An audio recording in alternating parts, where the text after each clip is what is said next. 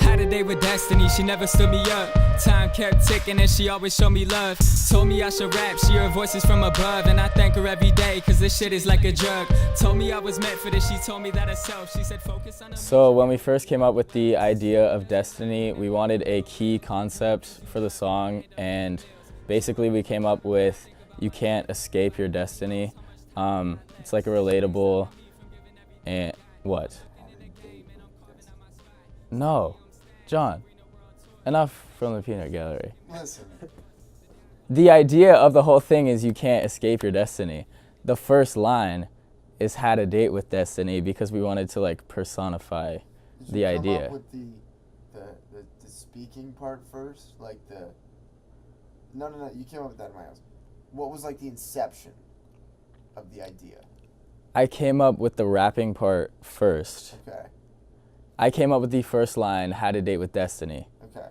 Because I wanted to personify the idea. Like destiny is also a name, so it's like a double thing. Like also like destiny is a person, but it's also the person that is destiny is also this idea that you can't escape your destiny. So like whatever is going to happen in your life is decided by like your actions and your thoughts daily, and you can't escape it. Think like, no matter what you do, that is your destiny. Shit, man, that's fucking. It's nuts. So the whole song is like centralized around that idea, and the beginning part, look around the globe and I'm trying to make it mine, but I learned from past idols that there's not enough time. The end comes sooner than you think. I'm trying to leave a legacy. Sometimes I want to live forever, but you can't escape destiny. Yeah, so those 4 lines I came up with at John's house.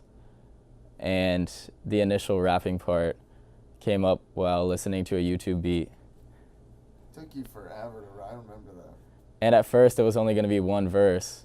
But we thought like we had to make the song perfect, so then I added a 2nd verse. That was John's idea. You did not want to... I only wanted it to be 1 verse. Destiny final? So then go into the lyrics. Had a date with destiny, she never stood me up. Time kept ticking, and she always showed me love. Told me I should rap, she heard voices from above, and I thank her every day, cause this shit is like a drug.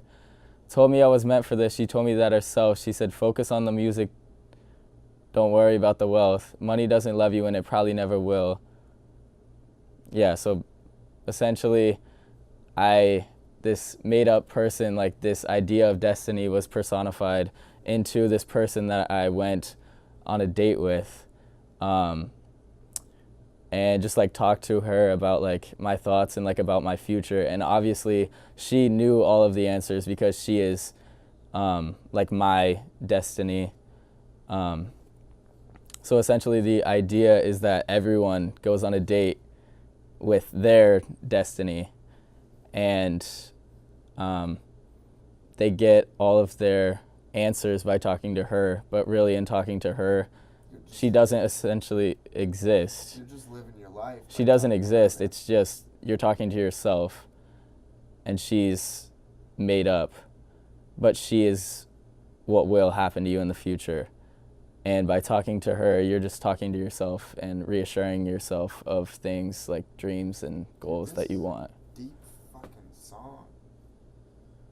God. I feel like I've said essentially like 10 times. JTB. Destiny, she keeps calling my name. Calling and calling, she won't go away. So Nick and I started making music together. Was it March of last year? Yes. March of last year. And he would always come, I'd be at Chipotle and he would always come up to me and be like, dude, so like I got this mic for Christmas, man, and like, do you like record your own stuff? Because I was listening to this song you wrote called System Overload, and then I was like, you should just come over one day. Or no, he DM'd me on Twitter and was like, we should make an album one day. Good night. And it was like 2 in the morning, and that was before I started staying up late. And I was like, what is this kid doing up at 2 in the morning? But now, it's 2 in the morning right now, so he's rubbed off on me. It really is. And it took us a few songs, like at first I like didn't have any confidence as a producer because I hadn't produced anything in like, I hadn't actually written or produced anything in like 3 months. And then he was like, dude, I have an idea for a song. And just the energy he brought, I was like, shit, this is crazy. Because he had this YouTube beat, and I'd never done anything with YouTube beats. But do you remember we had an idea of like you and your mom would have a conversation? Mm-hmm. It was sweet. I remember that. We still need to do that. But then he was like, dude, what if we wrote a song called Destiny? And then I just laid this. I could probably play it. I don't know if you can hear it. Oh, the volume's all the way down. But he brought me this, like, he was like, what if we wrote a song called Destiny? And so I just started making this beat, and it was like, so Nick came, fast forward, like, it was in April, I think it was in May, because we were almost out of school. Yeah, he was playing basketball, and he was like, dude, I can't wait for basketball to be over. Just work on music every day. I'm not making fun of you, I'm like just saying. I wasn't waiting for basketball to be over. Well, you were excited. You rolled your ankle, and you're like, I don't even want to play against St. Charles. I'm going over to John's house just making beats, Dad. Fuck it. But he was like, what if we wrote a song called Destiny? And I was like, well, when Nick first came to me, I like had my way of making music, and it was like, you get a title, you get a chorus, you write, like it was like a very strict like regimen that I'd follow. And then he was like, dude, let's just write a song called Destiny. And I was like, okay, well, we have to come up with a chorus. And that was like, that's in here. That practically wrote itself. It was a pretty beautiful chorus too. Did you write it or did I? Or was that the? We just care about the final product. That's true. Destiny, she keeps calling my name. Should I turn it up? Calling and calling, she won't go away. Destiny, she keeps calling my name. Louder and louder, I think she's here to stay. And once we came up with that collectively, I was like, fuck it. Like, this song is just, this is going to be an amazing song. But then even when I started making the beat, I had always made my beats, I think my stuff is more like songs. I consider making a song more than making a beat. But I had this melody in my head, and it just went like, and Nick was like, yeah, that's good. But I knew it was, I put this reverb on it, and then we just like, I drowned it in this reverb, so it would be like,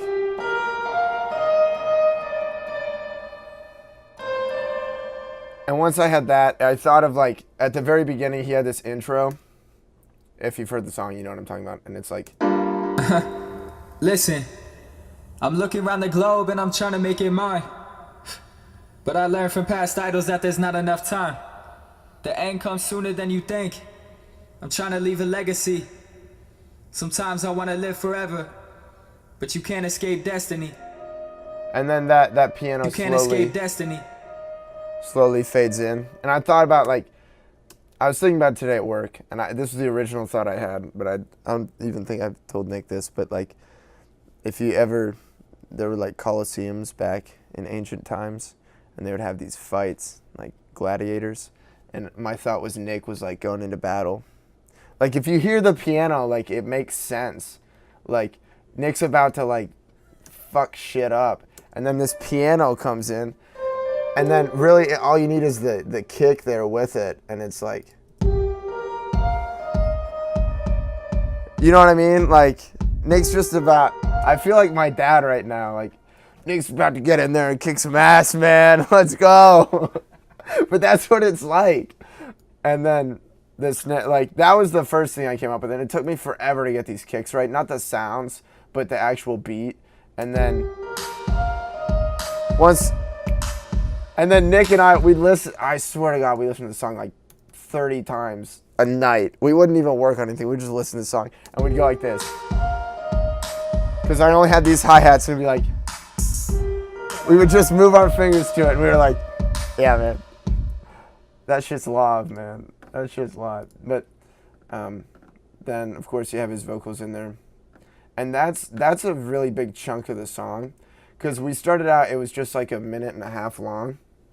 It literally ended like right where the second verse starts now. But we always had the outro. And then that was in May of, what was last year, 2017? Thanks. That was in May of 2017. And then, what was it? Was it December or January? I think it was January of this year. We started working on it again because we had it and we had played it at like 2 or 3 shows. Actually 4 shows, I think. Yeah. And then I was like, dude, you need, just give me one more verse. And he did. And then I found this sound. I don't even know what it is. Like, I really don't even remember this, honestly. But I remember finding it. And just how it just added so much to it. And then the chorus is pretty simple. I probably won't even bother getting into that, but really without vocals, it's just piano, a synth, and some drums.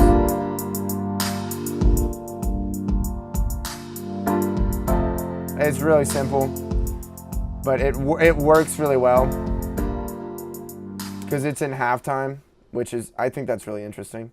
My biggest concern with this song, which is the concern I have with every song, is that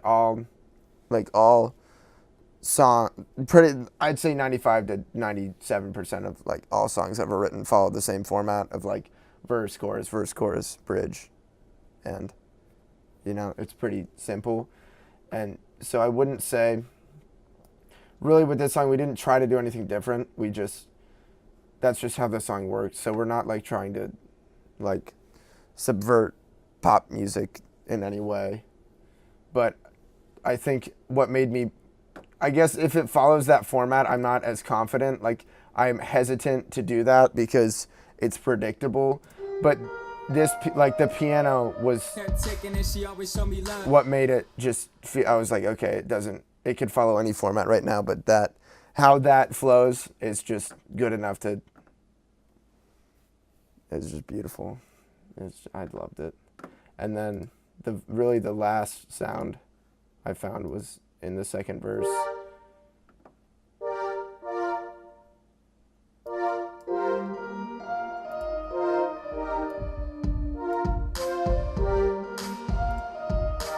And I thought that just tied it together so well. Don't you ever doubt it, everything was meant to be. Life's carved in stone, just wait on destiny. And then, last but not least, there was the outro, which, as introspective as we now found the song to be, this is a really good way, I think, to like reflect on it. And then when we layer the vocals, Let's get destiny. It's just,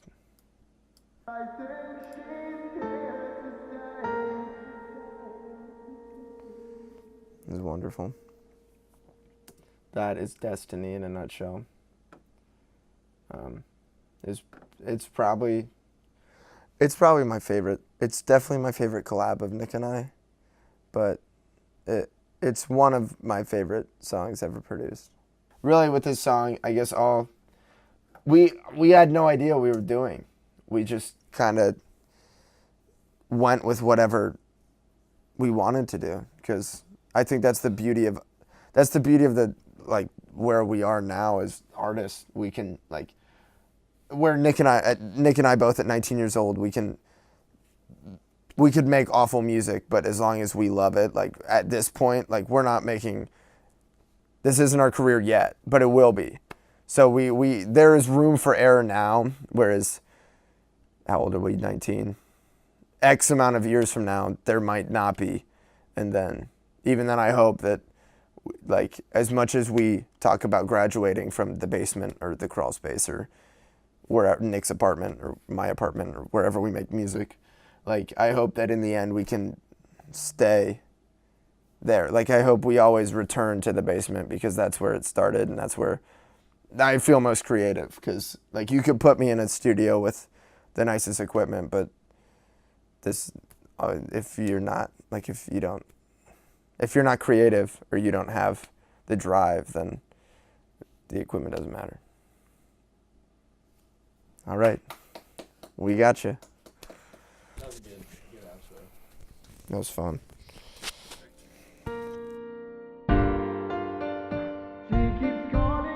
But you can't escape destiny.